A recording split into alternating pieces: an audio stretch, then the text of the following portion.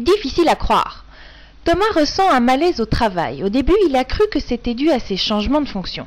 Maintenant, il commence à se rendre compte que ce sont les comportements de sa collègue qui provoquent ses ressentis.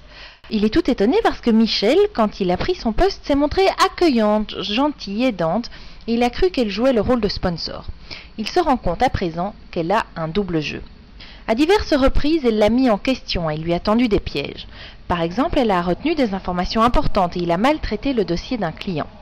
Elle ne lui a pas communiqué le changement d'une date d'une importante réunion.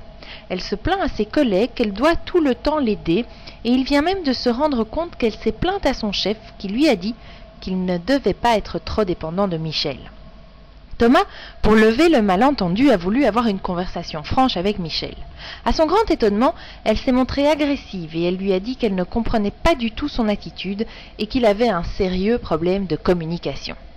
Thomas en a parlé à un ou deux de ses collègues et de nouveau, à sa grande surprise, ceux-ci n'ont pas compris pourquoi il avait des difficultés avec Michel, qui est plutôt une femme sympathique. Thomas se sent isolé, sur la défensive. Son humeur change et il en a même des insomnies. Il est grand temps qu'il comprenne ce qui se passe. Thomas est en présence d'une personnalité dite manipulatrice et peut-être même perverse. Les critères pour poser ce diagnostic sont les suivants.